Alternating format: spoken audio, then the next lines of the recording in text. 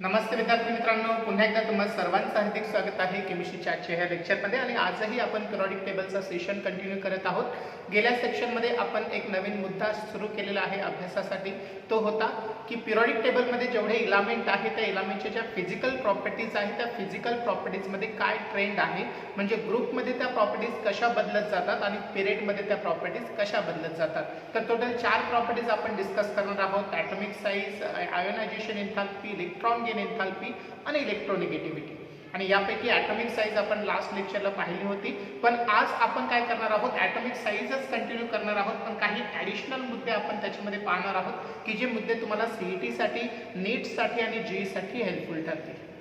ठीक आहे, last video जो होता तो बोर्डसाठी फक्त तुम्हाला बेसिक नॉलेज येण्यासाठी ॲटॉमिक साइज काय आहे, ॲटॉमिक साइज ग्रुपमध्ये कशी व्हॅरी होते आणि पिरियडमध्ये कशी व्हॅरी होते, त्यांचे रिझन्स काय आहेत आणि आयनिक साइज जी आहे ती काय आहे आणि आयनिक साइज सुद्धा ग्रुपमध्ये आणि पिरियडमध्ये कशी व्हॅरी होते, हे मी सगळं डिटेल लास्ट लेक्चरमध्ये तुम्हाला सांगितलेलं आहे।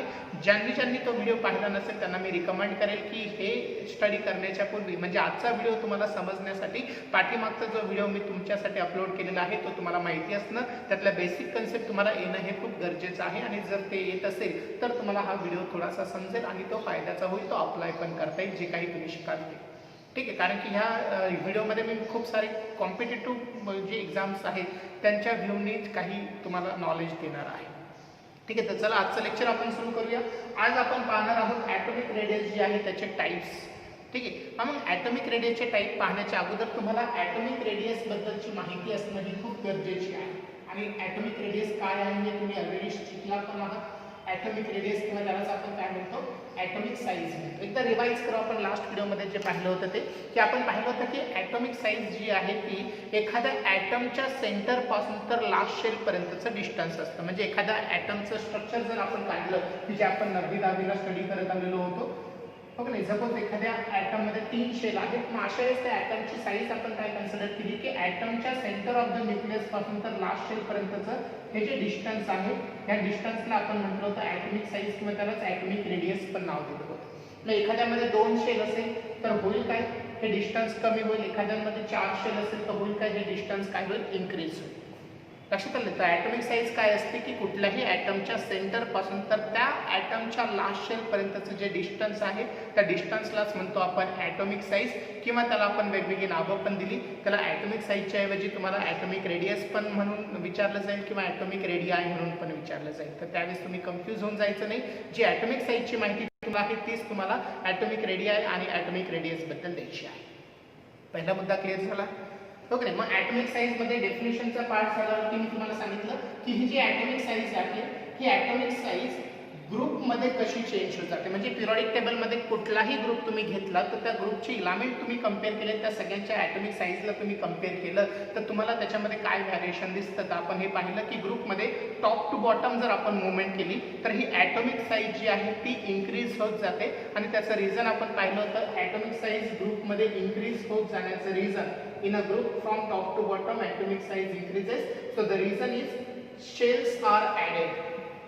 ठीक आहे, प्रत्येक वेळेस आपण इलेमेंट कंपेअर करत गेलो, पहिला इलेमेंट दुसऱ्याशी, दुसरा इलेमेंट तिसऱ्याशी, तर प्रत्येक इलेमेंटमध्ये काय होत जातं, एक एक शेल ॲड होत जाते आणि शेल ॲड होत गेली तर आपल्याला माहिती आहे साईज पण काय होणार आहे, इन्क्रीज होणार आहे। हा मुद्दा आपण दुसरा डिस्कस केला होता।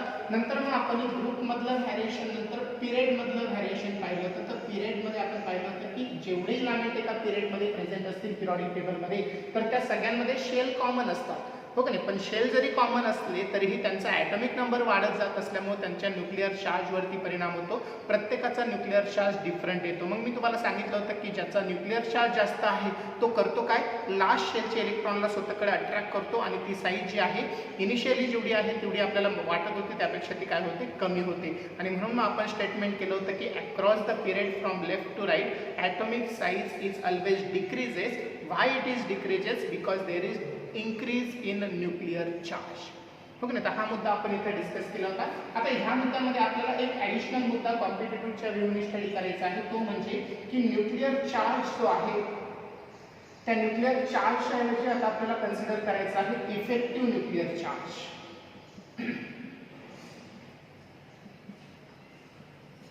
काय कन्सिडर करणार आहोत आपण, चार्जच्या ऐवजी कन्सिडर करणार आहोत इफेक्टिव्ह न्यूक्लिअर चार्ज.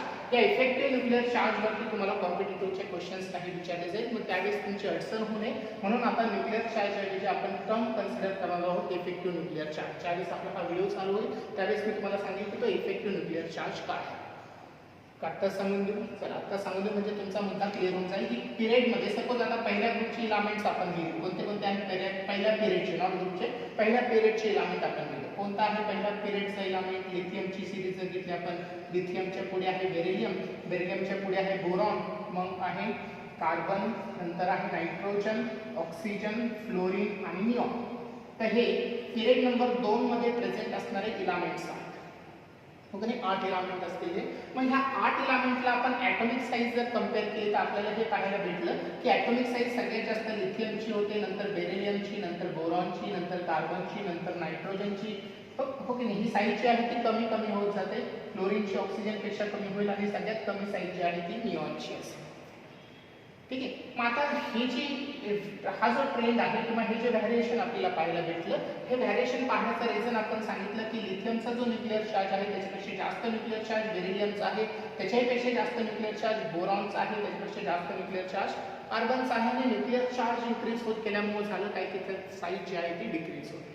ओके, पण आता आपल्याला असं स्टडी करायचं आहे की न्यूक्लिअर चार्ज ऐवजी ह्यांच्या न्यूक्लिअर चार्जला कन्सिडर करण्याच्या ऐवजी कोणत्या चार्जला कन्सिडर करायचं, इफेक्टिव्ह न्यूक्लिअर चार्ज. मग आता मी न्यूक्लिअर चार्जला इफेक्टिव्ह न्यूक्लिअर चार्जमध्ये का कन्वर्ट करतो, त्याचं कारण हे आहे की सपोज एखाद्या ॲटमच्या इनर शेलमध्ये इलेक्ट्रॉन्स असतील. सपोज मी आता हे उदाहरण घेतो सोडियमचं. ओके, सोडियममध्ये पहिल्या शेलमध्ये 2 इलेक्ट्रॉन, दुसऱ्या शेलमध्ये 8 इलेक्ट्रॉन आणि तिसऱ्या शेलमध्ये 1च इलेक्ट्रॉन आहे. ओके, मग आता होतं असं की जो न्यूक्लिअर चार्ज असणार आहे तो न्यूक्लिअर चार्ज सराउंडिंगच्या इलेक्ट्रॉनपैकी जो व्हॅलन्स शेलचा इलेक्ट्रॉन आहे त्याला काय करण्याचा प्रयत्न करणार, अट्रॅक्ट करण्याचा प्रयत्न करणार. पण जसं लिथियम जर मी घेतला असता तर लिथियमचा इलेक्ट्रॉन जो आहे तो न्यूक्लिअसच्या खूप क्लोज आहे, त्याच्यामुळे इथं अट्रॅक्शन जास्त असेल आणि इथं अट्रॅक्शन कमी असेल. का कमी असेल, कारण की इथे होईल काय की इनर शेलमधले जे इलेक्ट्रॉन आहेत ते काय करतील, ह्या इलेक्ट्रॉनला न्यूक्लियसकडे अट्रॅक्ट होण्यापासून थोडंसं अपोज करतील. ओके, म्हणजे थोडक्यात काय की हे इलेक्ट्रॉन प्रोटॉन पासून म्हणजे न्यूक्लिअर चार्ज पासून इलेक्ट्रॉनला काय करतील, प्रोटेक्ट करतील अट्रॅक्शन होण्यापासून. ठीक आहे, मग ही जी प्रोसेस आहे याला म्हटलं जातं स्क्रीनिंग इफेक्ट किंवा शिल्डिंग इफेक्ट. काय नाव दिलं होतं आपण याला, स्क्रीनिंग इफेक्ट किंवा शिल्डिंग इफेक्ट. मग आता न्यूक्लिअर चार्ज जो आहे तो आपल्याला स्क्रीनिंग इफेक्ट किती आहे त्याच्या रिस्पेक्टिव्ह स्टडी करायचा आहे. मग जर आपण न्यूक्लिअर चार्ज एवढा आहे तो आणि प्लस त्याच्यामध्ये शिल्डिंग किती आहे ते, ह्या दोघांना जर कंबाईन करून जो इफेक्ट काढतो त्या इफेक्टला म्हटलं जातं nuclear charge, effective nuclear charge. आणि त्याच्यासाठी एक फॉर्म्युला आहे, तो आहे Z effective is equal to Z minus sigma. याच्यामध्ये झेड जो आहे तो आहे ॲटॉमिक नंबर आणि सिग्मा जो आहे त्याला म्हटलं जातं स्क्रीनिंग और शिल्डिंग कॉन्स्टंट, स्क्रीनिंग किंवा शिल्डिंग कॉन्स्टंट. ओके, जो स्टेट बोर्डचा नवीन अपडेट झालेला सिलेबस आहे त्याच्यामध्ये फक्त हे इक्वेशन दिलेलं आहे. हा कसा कॅल्क्युलेट करायचा हे सांगितलेलं नाही आहे, पण मी आजच्या व्हिडिओमध्ये तुम्हाला तो कसा कॅल्क्युलेट करायचा तोही सांगणार आहे. मग तुम्ही जर फक्त CET-वरती फोकस करणारे विद्यार्थी असाल, बोर्डवरती फोकस करणारे विद्यार्थी असाल तर तुम्हाला एवढं नॉलेज इनफ आहे.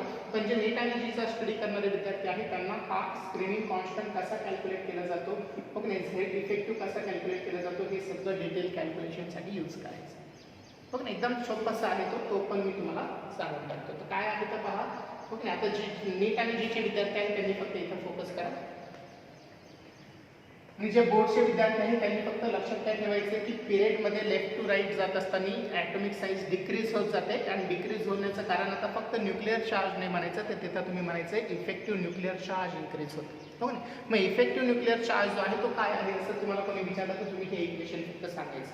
आणि जे नीट आणि जीचे विद्यार्थी आहेत त्यांनी आता हे जे फॉर्म्युला आहे इफेक्टिव्ह न्यूक्लिअर चार्ज काढण्याचा हा तुम्हाला अप्लाय करायचा आहे. ओके, म्हणजे जसं की सपोज फॉर एक्झाम्पल मी तुम्हाला दिलं की लिथियम आहे, लिथियमचा ॲटॉमिक नंबर 3 आहे आणि त्याचं कॉन्फिगरेशन तुम्ही दिलं 1s2 2s1. मग आता होईल काय, लिथियमचं स्ट्रक्चर जर आपण काढलं तर लिथियमच्या स्ट्रक्चरमध्ये पहिल्या शेलमध्ये 2 इलेक्ट्रॉन येतील, दुसऱ्या शेलमध्ये 1 इलेक्ट्रॉन येईल. ह्या इलेक्ट्रॉनला न्यूक्लियस काय करेल, स्वतःकडे अट्रॅक्ट करेल.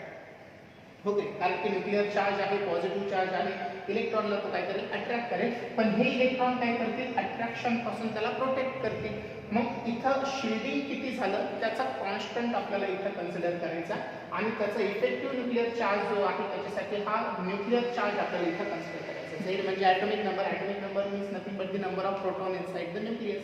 ठीक आहे, म्हणजेच त्याला काय म्हणू आपण, न्यूक्लिअर चार्ज. मग न्यूक्लिअर चार्ज जो आहे तो आणि शिल्डिंग कॉन्स्टंट किती आहे तो, ह्या दोघांचं सबस्ट्रॅक्शन जर घेतलं तर ते तुम्हाला कॅल्क्युलेट करून झेड इफेक्टिव्हची व्हॅल्यू काढा. ठीक आहे, मग आता तुम्हाला हा झेड इफेक्टिव्ह काढण्यासाठी एक रूल दिलेला आहे. बोर्डचे विद्यार्थी ह्या रूलला समजून घेऊ नका.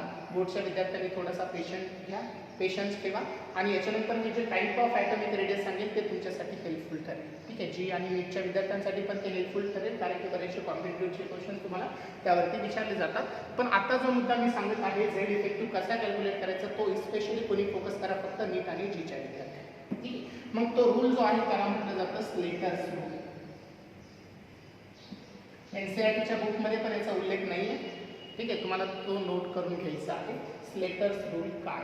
ठीक आहे, बऱ्याचशा वेळेस तुम्हाला कॅल्क्युलेट करायला विचारला जातो तो झेड इफेक्ट. म्हणजे फॉर एक्झाम्पल लिथियम जो आहे त्या लिथियमचा जो व्हॅलन्स इलेक्ट्रॉन आहे 2s मधला, तर त्याचा झेड इफेक्टिव्ह काय असते. ठीक आहे, मग झेड इफेक्टिव्ह काढण्यासाठी तुम्हाला त्याचा स्क्रीनिंग कॉन्स्टंट लागेल. मग स्क्रीनिंग कॉन्स्टंट जो आहे त्याच्यासाठी हा रूल आहे. मग तो रूल काय आहे पहा, तुम्हाला माझ्यासोबत एक छोटासा चार्ट तयार करायचा आहे.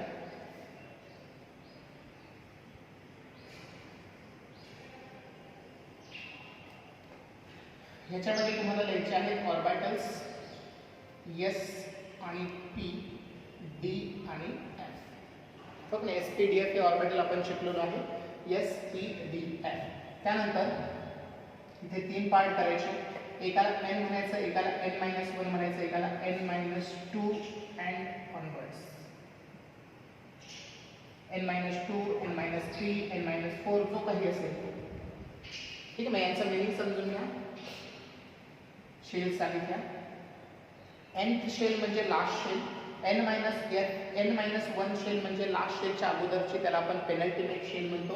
आणि n-2 म्हणजे पेनल्टिमेट शेलच्याही अगोदर, ज्याला आपण प्री पेनल्टिमेट शेल म्हणतो किंवा त्याच्या अगोदर ज्या काही असतील त्या. जसं की फॉर एक्झाम्पल मी आता सपोज 1, 2, 3 आणि 4 शेल आहे एखाद्या ॲटमची.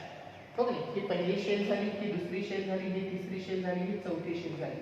मग आता जर ह्या शेलचा s ऑर्बिटल असेल, लास्ट शेल, हो की नाही, हे शेलचे नंबर झाले.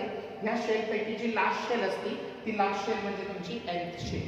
ठीक आहे, मग nth शेलमध्ये s ऑर्बिटल जर असेल तर त्याचा स्क्रीनिंग कॉन्स्टंट असतो 0.35. जर थर्ड नंबर शेल मधल्या इलेक्ट्रॉनचा शिल्डिंग कॉन्स्टंट तुम्हाला काढायचा असेल तर थर्ड नंबर शेल म्हणजे n-1 शेल झाली, लास्ट शेलच्या अगोदरची n-1 शेल. मग n-1 शेलसाठी स्क्रीनिंग कॉन्स्टंट असतो 0.85 आणि अगोदरचे जेवढे काही असतील n-2, n-3, हो की नाही, म्हणजे पेनल्टिमेट शेलच्या अगोदरची, प्री पेनल्टिमेट शेल, त्याच्याही अगोदरची शेल, त्याच्याही अगोदरची शेल, म्हणजे इनर शेल जेवढे असतील त्या सगळ्यांचा स्क्रीनिंग कॉन्स्टंटची व्हॅल्यू असते 1. राहील लक्षात, हो की नाही. म्हणजे s आणि p ऑर्बिटल जर तुम्ही n शेलचे कन्सिडर केले तर याची व्हॅल्यू होते 0.35, n-1 ची व्हॅल्यू होते 0.85 आणि त्याच्या खाली जेवढे शेल्स असतील त्या सगळ्यांची व्हॅल्यू होते फक्त 1.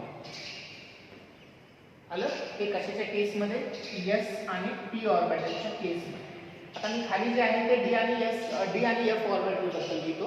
मग d आणि f ऑर्बिटल जर n शेलचं असेल, n शेलचं म्हणजे लास्ट शेलचा d ऑर्बिटल असेल तर त्याची स्क्रीनिंग कॉन्स्टंटची व्हॅल्यू असते 0.35.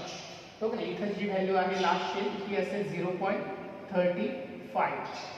त्याच्या अगोदरची जी शेल आहे त्याला आपण पेनल्टिमेट शेल म्हणतो, त्याची व्हॅल्यू असते 1. त्याच्या अगोदरच्या ज्या काही व्हॅल्यूज असतील n-2, n-3 त्या सगळ्यांच्या व्हॅल्यूज असतील 1. हो की नाही, तर ह्या स्क्रीनिंग कॉन्स्टंटच्या व्हॅल्यूज ऑलरेडी डिटरमाइन केलेल्या आहेत एक्सपेरिमेंटली, हे तुम्हाला लक्षात ठेवायचे आहेत. आणि हे जे तुम्ही लक्षात ठेवता, हा जो रूल तुम्ही अप्लाय करता ह्या रूलला म्हटलं जातं स्लॅटर्स. समजला मुद्दा सर्वांना. तर हा चार्ट स्लॅटर्स रूल्सला अप्लाय करून स्क्रीनिंग कॉन्स्टंट किंवा झेड इफेक्टिव्ह कसा काढला जातो हे तुम्हाला शिका. किंवा याचा जर क्वेश्चन तुम्हाला आला तर तो क्वेश्चन तुम्हाला याने काय करावं लागेल, सॉल्व्ह करावं लागेल. एक क्वेश्चन पाहूया आपण. सपोज हा टेबल मी असाच ठेवतोय. आणि लिथियमचं जे मगाशी एक्झाम्पल घेतं ते तुम्हाला सॉल्व्ह करतो. लिथियम आहे, ॲटॉमिक नंबर किती आहे त्याचा 3 आणि कॉन्फिगरेशन येते 1s2 2s1. पहिली शेल ज्याच्यामध्ये 2 इलेक्ट्रॉन, दुसरी शेल त्याच्यामध्ये 1 इलेक्ट्रॉन. आता कोणता इलेक्ट्रॉन शील्ड होत असतो तर लास्ट शेल मधला जो इलेक्ट्रॉन आहे तो शील्ड होत असतो. म्हणजे हा जो 2s मधला इलेक्ट्रॉन आहे तो शील्ड होणार आहे. लक्षात आलं? शील्ड होणारे म्हणजे काय होणार आहे? न्यूक्लियसकडे अट्रॅक्ट होण्यापासून प्रोटेक्ट होणार आहे. आणि प्रोटेक्शन करण्याचं काम कोण करेल? त्याच्या अगोदरच्या शेल मधले जे इलेक्ट्रॉन आहेत ते. मुद्दा समजला? लास्ट शेलचा जो इलेक्ट्रॉन आहे म्हणजे याचं जर आपण स्ट्रक्चर काढलं, तुम्हाला स्क्रीन मध्ये दिसतंय हे, ओके दिसते. हे जर तुम्ही स्ट्रक्चर काढलं, ह्या स्ट्रक्चर मध्ये पहिल्या शेल मध्ये 2 इलेक्ट्रॉन आणि दुसऱ्या शेल मध्ये 1 इलेक्ट्रॉन. हा इलेक्ट्रॉन काय होईल? न्यूक्लियसकडे अट्रॅक्ट होण्यापासून प्रोटेक्ट होईल. अट्रॅक्शन होईल पण तिथं प्रोटेक्शन पण असेल. काही प्रमाणामध्ये काय करेल? हे अपोज पण करेल इलेक्ट्रॉनला इकडे अट्रॅक्ट होण्यापासून. आणि अपोज करण्याचं काम हे मिडल शेलचे इलेक्ट्रॉन्स करतील. समजले? म्हणजे मिडल शेलच्या इलेक्ट्रॉनचा रोल काय आहे? लास्ट शेलच्या इलेक्ट्रॉनला न्यूक्लियसकडे अट्रॅक्ट होण्यापासून प्रोटेक्ट करणं. पुन्हा एकदा सांगतो, मिडल शेलचे जे एवढे इलेक्ट्रॉन्स आहेत त्यांचा रोल काय असतो? न्यूक्लिअर चार्ज जेवढा आहे त्याच्यापासून इलेक्ट्रॉनला अट्रॅक्ट होण्यापासून काय करणं? रोखणं, प्रोटेक्ट करणं. त्यालाच आपण काय म्हणतो? शिल्डिंग किंवा स्क्रीनिंग. हो की नाही? आणि इथं शिल्डिंग किती आहे किंवा स्क्रीनिंग किती आहे हे कशाने काढता येईल आपल्याला?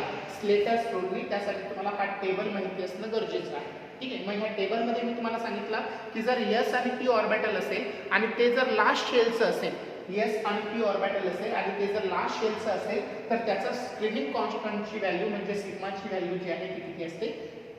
0.35. समजलंय? मग आता हा 0.35 झाला s आणि p. आता तेच s आणि p ऑर्बिटल जर पेनल्टिमेट शेलचे असेल, लास्ट शेलच्या अगोदरचे, तर त्यांची स्क्रीनिंग कॉन्स्टंटची व्हॅल्यू होते 0.85.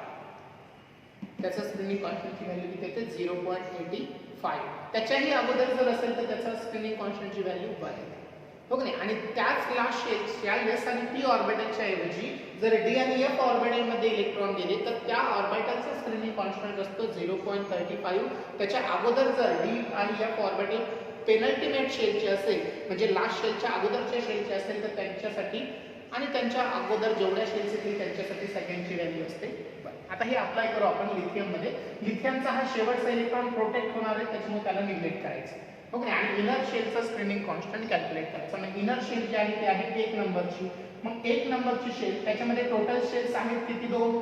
लिथियम मध्ये टोटल शेल आहेत किती? 2. मग आता आपले इलेक्ट्रॉन कशामध्ये गेले? 1 नंबरच्या शेल मध्ये. म्हणजेच कोणत्या शेल मध्ये गेले? n शेल मध्ये गेले की n-1 शेल मध्ये गेले? सांगू शकता?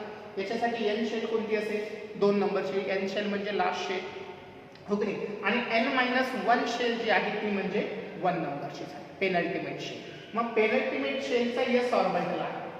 हो की नाही? मग पेनल्टिमेट शेलचा s ऑर्बिटल त्याची स्क्रीनिंग कॉन्स्टंटची व्हॅल्यू असते, सिग्माची व्हॅल्यू 0.85. फक्त ह्या व्हॅल्यूला तुम्हाला काय करायचं? त्याच्यामध्ये जेवढे इलेक्ट्रॉन्स आहेत त्या इलेक्ट्रॉन्सनी मल्टिप्लाय करायचं. समजलंय? मग ही जी व्हॅल्यू आहे किती? पहा बरं, ती व्हॅल्यू कॅल्क्युलेट करून घ्या तुम्ही. ती व्हॅल्यू यायला पाहिजे 1.7. ती व्हॅल्यू तुमची 1. तर स्क्रीनिंग कॉन्स्टंटची व्हॅल्यू झाली आता लिथियमसाठी 1.7. मग आता झेड इफेक्टिव्ह कसा काढला जातो? झेड इफेक्टिव्ह काढण्यासाठी आपल्याला झेड मायनस फक्त सिग्मा करावा लागतो ना. मग झेड म्हणजेच काय असतो? न्यूक्लिअर चार्ज किंवा त्याचा ॲटॉमिक नंबर. हो की नाही? प्रोटॉन्स किती आहेत न्यूक्लियसमध्ये हे कोण डिसाईड करतं? ॲटॉमिक नंबर डिसाईड करतो. मग ॲटॉमिक नंबर आपल्याला लिथियमचा माहिती आहे. लिथियमचा ॲटॉमिक नंबर आहे 3. मग लिथियमचा ॲटॉमिक नंबर 3 असेल तर स्क्रीनिंग कॉन्स्टंट 1.7 त्याच्यातून सबट्रॅक्ट करून टाका. हो की नाही? मग जे काही शिल्लक राहील, किती शिल्लक राहील पहा? 1.3 व्हॅल्यू इतकी शिल्लक राहील. मग ही जी आहे ही व्हॅल्यू ह्याला म्हटलं जातं झेड इफेक्टिव्ह. अशा पद्धतीचा एखादा MCQ तुम्हाला विचारला एखाद्या एलिमेंटचा स्क्रीनिंग कॉन्स्टंट किती आहे हे काढण्यासाठी, तर तुम्हाला ह्या स्टेप्स फॉलो करून काय करायचं? सॉल्व्ह करायचं. समजलं? अजून एक उदाहरण देऊ म्हणजे तुमचा हा मुद्दा क्लिअर होईल.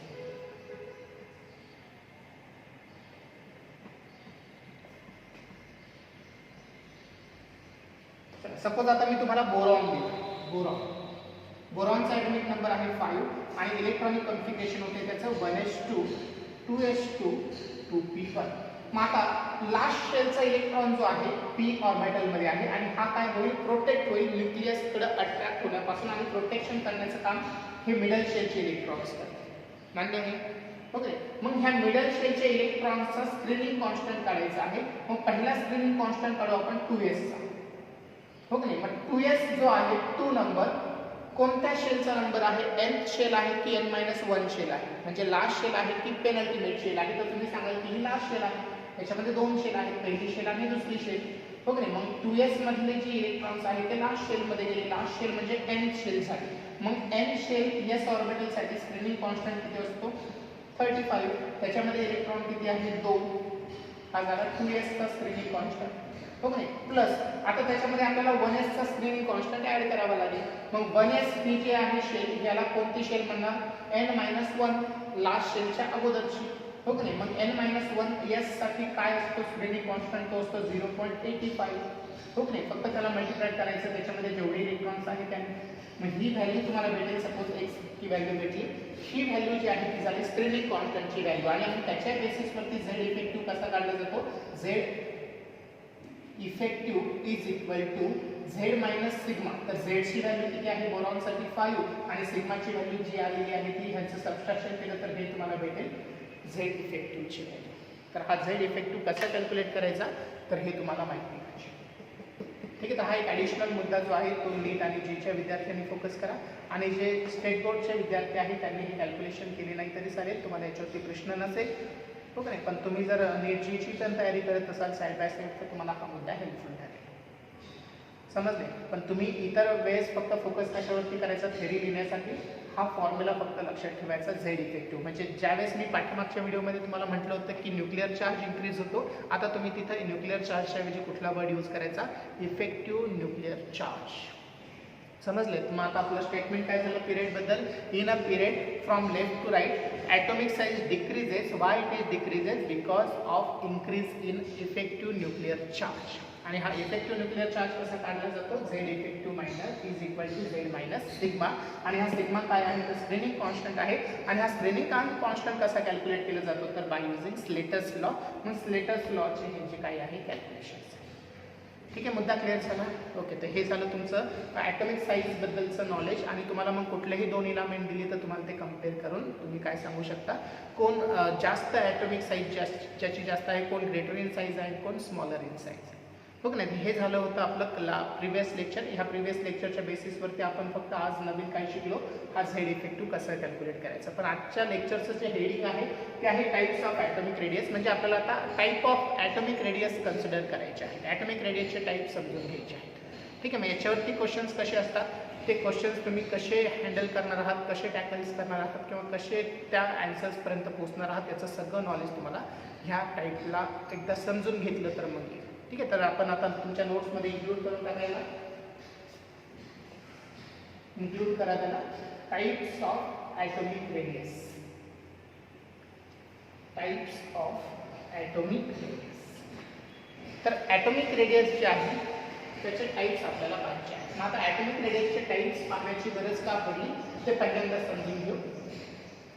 त्यासाठी ॲटॉमिक रेडियस आपण स्टडी केली आहे. ॲटॉमिक रेडियस म्हणजे आपण पाहिलं होतं की डिस्टन्स फ्रॉम ॲटॉमिक रेडियस म्हणजे काय पाहिलं होतं आपण, the distance from the centre of the nucleus to the last shell of an atom. हो की नाही. आणि ह्या डिस्टन्सला आपण नाव दिलं होतं ॲटॉमिक साईज. पण कुठलाही एखादा ॲटम जर आपण कन्सिडर केला, कुठलाही ॲटम घ्या, तर तो ॲटम खूप स्मॉल साईजचा असतो. कुठल्याही ॲटमची ॲटॉमिक साईज जी आहे ती एकदम स्मॉल असते. आपण आपल्या डोळ्यांनी ते ॲटमला पाहू पण शकत नाही, इतका छोटा आहे. मग त्याची रेडियस कशी आपल्याला दिसणार. कुठलंही एक्सपेरिमेंटल अशी कंडिशन नाही आहे की ज्या एक्सपेरिमेंटने आपण एखाद्या ॲटमची साईज कॅल्क्युलेट करू शकतो. ठीक आहे. मग आता हे पहिला मुद्दा तुम्ही समजून घ्या की ॲटम हा खूप स्मॉल असल्या कारणाने त्याची एक्सपेरिमेंटली आपण value atomic size find out करू शकत नाही. आणि दुसरा मुद्दा तुम्हाला लक्षात ठेवायचा आहे की ॲटम जरी आपण स्ट्रक्चरली असा काढतो, आपण एक सेंटरला न्यूक्लियस आणि सराउंडिंगला शेल, तर या शेलमध्ये जे इलेक्ट्रॉन आहे ते एका फिक्स पोझिशनला नसतात, ते एका वेव्ह नेचरनी काय होत असतात, रिव्हॉल्व होत असतात. त्याचं वेव्ह नेचर आहे. त्याच्यामध्ये जे इलेक्ट्रॉन आहे ते वेव्ह नेचरनी, वेव्ह मोशननी काय होतात, रिव्हॉल्व होतात. मग वेव्ह मोशन जर ते रिव्हॉल्व होत असतील तर त्याची फिक्स पोझिशन आपल्याला भेटणार नाही. म्हणजे कुठल्याही ॲटमला जी बाउंड्री आहे, म्हणजे जी लास्ट शेल आहे ती लास्ट शेल फिक्स नसते, ती कमी जास्त होत राहते वेव्ह नेचर.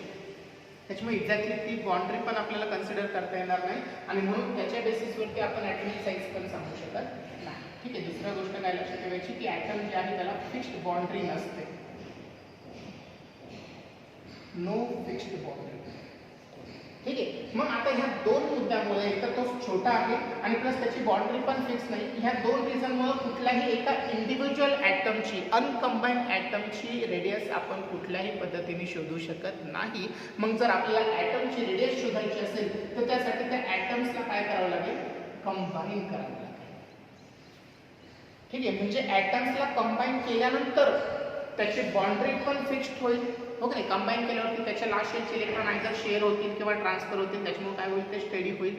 ओके नाही. आणि आपल्याला मॉलिक्यूल म्हणजे जो आहे त्याची साईज पण एक्सपेरिमेंटली काय करता येईल? डिटरमाइन करता येईल. ओके नाही. कारण की ॲटमच्या साईजपेक्षा मॉलिक्यूल किंवा कंपाऊंडची साईज तर मोठी असणार आहे. ते एक्सपेरिमेंटली आपण काय करू शकतो? फाइंड आउट करू शकतो. ओके. म्हणजे जर आपल्याला एखाद्या ॲटमची साईज पाहिजे असेल तर ॲटम इंडिव्हिज्युअल कन्सिडर करून चालणार नाही. त्याला आपल्याला कोणत्या स्टेटमध्ये घ्यावं लागेल?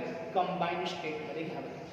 ओके. मग ॲटमचं कॉम्बाईन स्टेट जे आहे, ओके नाही, ॲटमला जर आपण कंबाईन केलं तर काय काय तयार होतात हे आपण एकदम पहिल्या व्हिडिओमध्ये पाहिलं होतं. म्हणजे ज्यावेळेस मी तुम्हाला केमिस्ट्रीचं पहिलं लेक्चर दिलं होतं, ओके नाही, सम बेसिक कन्सेप्टचं, तर त्याच्यामध्ये ॲटमचं कॉम्बिनेशन झाल्यावरती काय काय प्रोड्यूस होतो, ओके नाही. नंतर मग त्याचे क्लासिफिकेशन पण मी दिले होते. मे बी तो सेकंड नंबरचा व्हिडिओ असेल की ज्याच्यामध्ये मी तुम्हाला मॅटरचे क्लासेस सांगितले, इलामेंट, ओके नाही, आणि मिक्सचर. इलामेंटमध्ये मग मी तुम्हाला सांगितले होते ॲटम्स आणि मॉलिक्युल्स, ओके नाही, आणि इकडं मिक्सचरमध्ये आपण पाहिले होते प्युअर सबस्टन्सेस, ओके नाही. तर ह्या सगळ्या गोष्टी आपण ऑलरेडी दुसऱ्या लेक्चरमध्ये डिस्कस केलेल्या आहेत. तुम्ही जर पाहिलेलं नसेल तो व्हिडिओ पहा, ओके नाही, तर तुम्हाला समजेल की कंबाईन झाल्यावरती नेमकी फॉर्मेशन कशाचं होतं. आता इथं आपल्याला फोकस करायचं आहे काही पर्टिक्युलर कंपाऊंडवरती आणि काही पर्टिक्युलर मॉलिक्युल्सवरती. ठीक आहे. कंपाऊंड आणि मॉलिक्यूलमधला फरक समजतो ना. जर दोन सेम ॲटम कंबाईन झाले तर काय तयार होतो? मॉलिक्यूल तयार होतो. आणि जर डिफरंट ॲटम कंबाईन झाले तर त्याला आपण काय म्हणतो? कंपाऊंड. ओके. आणि हा कंपाऊंड जो आहे किंवा हा मॉलिक्यूल जो आहे तो आयदर आयनिक असू शकतो, कोव्हॅलंट असू शकतो किंवा मेटॅलिक असू शकतो. ठीक आहे. तर हे डिपेंड करतं त्यांच्यामध्ये इलेक्ट्रॉनचं शेअरिंग झालेलं आहे की ट्रान्सफर झालेलं आहे की वॉटर फोर्सने ते अट्रॅक्ट झालेलं आहे. या सगळ्या गोष्टींवरती डिपेंड करतं. मग हेच आपल्याला स्टेप बाय स्टेप डिस्कस करायचे आहे. त्याच्यावरून आपल्याला ॲटॉमिक रेडियसचे टाईप फाइंड आउट करायचे. ठीक आहे. तर मग सगळ्यात पहिल्यांदा आता तुम्हाला नोट करून घ्यायचं आहे पहिला टाईप, की त्या टाईपमध्ये तुम्हाला काय करायचं आहे? ॲटम कंबाईन स्टेटमध्ये घ्यायचा. पण ॲटम कंबाईन स्टेटमध्ये घेताना ॲटमचं काय करायचं आहे? शेअरिंग करायचं. ज्याचे इलेक्ट्रॉन्स आहेत, ॲटमचे जे इलेक्ट्रॉन्स आहेत त्यांचं शेअरिंग करायचं. मग ॲटम्समधले इलेक्ट्रॉन जर शेअर झाले तर आपल्याला जो बॉन्ड मिळतो तो बॉन्ड कोणता असतो? कोव्हॅलंट बॉन्ड, राईट ना. एखाद्या ॲटमचा इलेक्ट्रॉन दुसऱ्या ॲटमच्या इलेक्ट्रॉन सोबत जर शेअर झाला तर त्यांच्या दोघांमध्ये जो बॉन्ड होतो तो कोव्हॅलंट बॉन्ड असतो. आणि त्या पूर्ण मॉलिक्यूलला आपण काय म्हणतो? Covalent molecule. ठीक आहे. मग कोव्हॅलंट मॉलिक्यूलमध्ये जे दोन ॲटम आहेत त्या ॲटमची आपल्याला कोव्हॅलंट रेडियस काढायची. ओके. एक्झाम्पल देतो मी, पहा. सपोज एक ॲटम आहे आणि दुसरा ए ॲटम आहे. ह्या दोघांचे इलेक्ट्रॉन मी शेअर. मग इलेक्ट्रॉन जर शेअर झाले म्हणजे एकाच्या ॲटमचे इलेक्ट्रॉन दुसऱ्याच्या ॲटमच्या इलेक्ट्रॉन सोबत काय झाले? शेअर. ओके. मग ह्यांच्या दोघांमध्ये जो बॉन्ड तयार होईल तो बॉन्ड कोणता असेल? Covalent bond. मग ह्या ॲटमचा आणि ह्या ॲटमचा या दोघांमधला जो इंटरन्यूक्लियर डिस्टन्स आहे, एका ॲटमच्या न्यूक्लियस पासून तर दुसऱ्या ॲटमच्या न्यूक्लियस पर्यंतचं डिस्टन्स. ओके. एक ॲटम त्याचा न्यूक्लियस तर दुसरा ॲटम त्याचा न्यूक्लियस, ह्या दोघांमधलं जे डिस्टन्स आहे त्या डिस्टन्सला काय म्हणणार आपण? Internuclear distance between A and A. Okay नाही. डिफाईन करू आपण असं D A. So D A म्हणजे काय? दोन मॉलिक्यूल मधले जे न्यूक्लियस आहे त्या दोन न्यूक्लियस मधलं डिस्टन्स, आणि याला आपण नाव देतो बॉन्ड लेंथ. काय नाव देतो त्याला आपण? Bond length. समजलं. मग ज्यावेळेस तुम्ही ह्या बॉन्ड लेंथची हाफ पोर्शन घ्या, ओके, ह्या बॉन्ड लेंथचा हाफ पोर्शन घ्या. आता ही बॉन्ड लेंथ एक्सपेरिमेंटली आपण डिटरमाइन करू शकतो. ओके नाही. सपोज आता मी म्हटलं की ही बॉन्ड लेंथ आहे 154 पिकोमीटर इतकी आहे, एक्सपेरिमेंटली डिटरमाइन केली. कार्बन कार्बन मधलं डिस्टन्स असतं ते 154 पिकोमीटर. मग आता जर ह्या दोघांचं डिस्टन्स 154 किलोमीटर आहे, दोन्ही पण जर सारखेच ॲटम आहे तर ह्या दोघांचा पण मी हाफ पोर्शन घेतला, म्हणजे ह्या इंटरन्यूक्लिअर डिस्टन्सचा हाफ पोर्शन जर मी घेतला तर मला फक्त एका ॲटमची काय भेटेल, रेडियस भेटेल, हो की नाही. तर ती जी एका ॲटमची रेडियस भेटली त्या रेडियसला आपण ॲटॉमिक रेडियस म्हणणार ना, पण ती ॲटॉमिक रेडियस कोणती झाली, कोव्हॅलंट रेडियस, कारण की कोव्हॅलंट बॉन्ड मधून आपण त्याला डिराईव्ह केलं. समजला, सोपा मुद्दा आहे. एखाद्या इलेमेंटला जर तुम्ही त्याच्या दुसऱ्या ॲटम सोबत कम्पेअर केलं, एका ॲटमला दुसऱ्या ॲटम सोबत कम्पेअर केलं इलेक्ट्रॉनच्या शेअरिंगनी, तर त्यांच्यामध्ये कोव्हॅलंट बॉन्ड तयार होईल. तो जो कोव्हॅलंट बॉन्ड असेल त्यांच्या दोन ॲटमचा जो इंटरन्यूक्लिअर डिस्टन्स आहे ती त्या कोव्हॅलंट बॉन्डची लेंथ होईल आणि त्या लेंथला तुम्ही हाफ केलं तर तुम्हाला एका ॲटमची रेडियस भेटेल. पण त्या रेडियसला आपण ॲटॉमिक रेडियसच्या ऐवजी काय नाव देणार आता, कोव्हॅलंट रेडियस. ठीक आहे. मग कोव्हॅलंट रेडियस दोन प्रकारे आपल्याला काढता येतात, एक तर सेम ॲटम मध्ये असणारा बॉन्ड त्याच्यावरून किंवा डिफरंट ॲटम मध्ये असणारा बॉन्ड त्याच्यावरून. समजले, कोव्हॅलंट रेडियस मध्ये जर सेम ॲटम्स कंबाईन झाले, सेम ॲटम जर कंबाईन झाले, हो का, म्हणजे सपोज एक ॲटम आहे त्याची रेडियस ए आहे, दुसरा ॲटम आहे त्याची रेडियस पण ए आहे, म्हणजे ह्या दोन रेडियसचं कॉम्बिनेशन करून आपल्याला काय भेटेल, बॉन्ड लेंथ भेटेल, दोन ॲटम मधलं इंटरन्यूक्लिअर डिस्टन्स, आणि त्याला जर 2 ने डिवाइड केलं तर आपल्याला फक्त एका ॲटमची काय भेटेल, रेडियस भेटेल. मग ती एका ॲटमची भेटलेली रेडियस त्याला आपण काय म्हणणार, कोव्हॅलंट रेडियस. ठीक आहे. मग तुम्हाला इथे एक फॉर्म्युला फक्त लिहून घ्यायचा आहे, covalent radius, covalent radius of two same atoms, of two same atoms.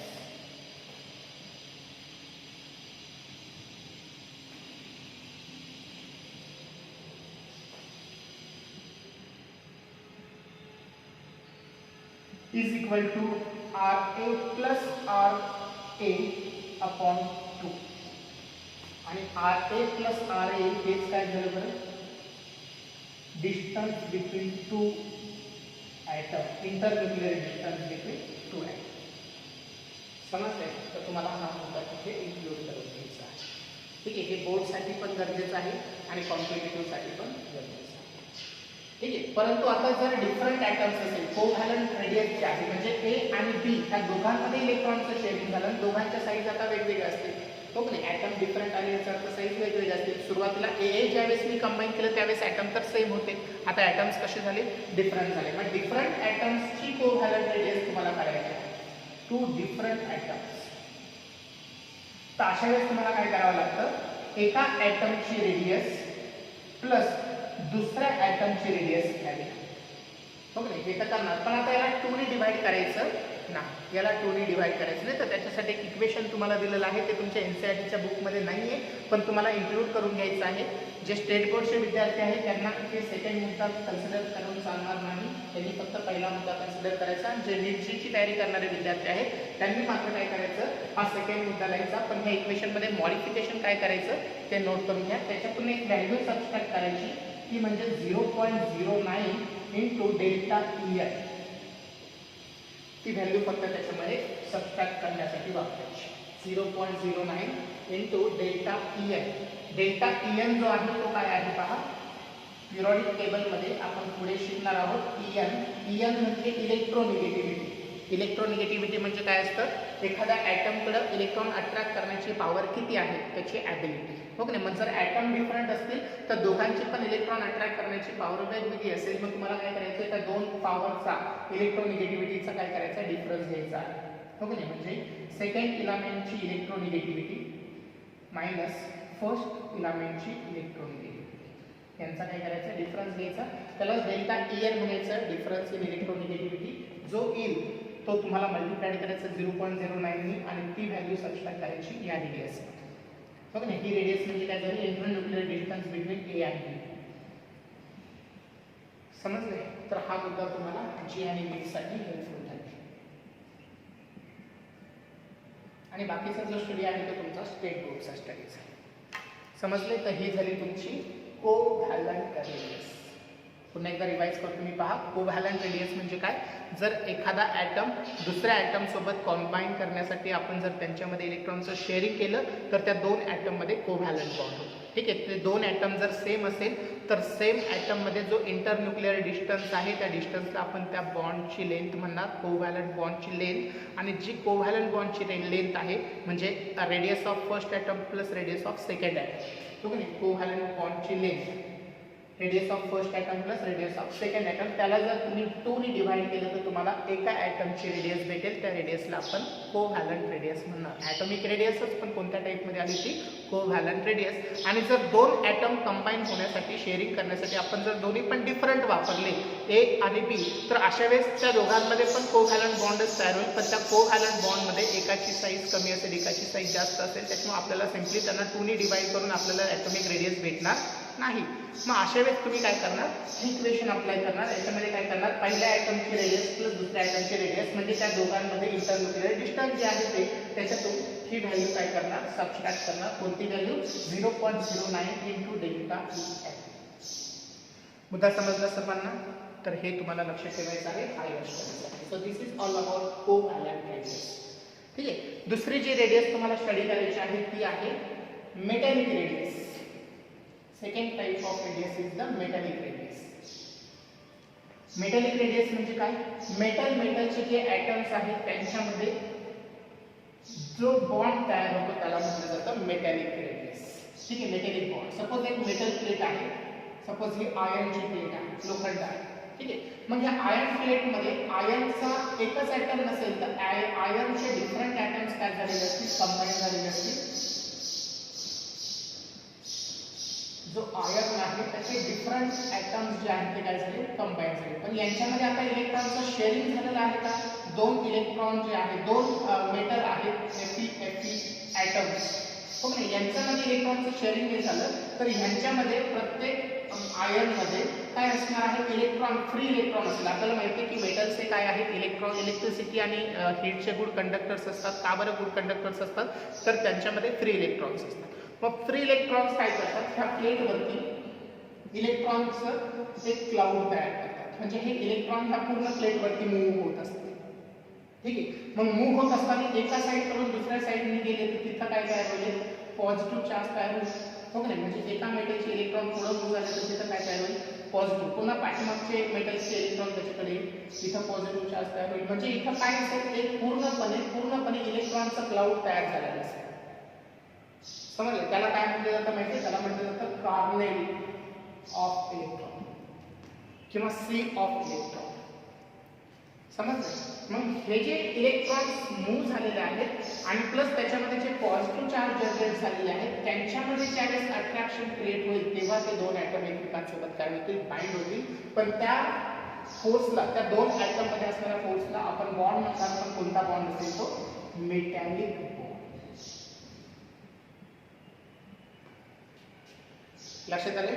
जो इलेक्ट्रॉनचा क्लाउड तयार झालेला आहे त्याला आपण सी ऑफ इलेक्ट्रॉन म्हटलं. आणि जे पॉझिटिव्ह चार्ज तयार झालेले आहे ज्याला आपण कार्नेल म्हटलं, इलेक्ट्रॉन्स आणि प्लस पॉझिटिव्ह चार्ज त्याला आपण कार्नेल म्हटलं. तर त्यांच्यामध्ये जो बॉन्ड तयार होतो तो असतो मेटॅलिक बॉन्ड. ठीक आहे. मग मेटॅलिक बॉन्ड नेहमी सारख्याच ॲटममध्ये असेल ना, मेटलचे सारखेच ॲटम्स असतील एखाद्या प्लेटमध्ये, डिफरंट ॲटम्स नसतील. ओके.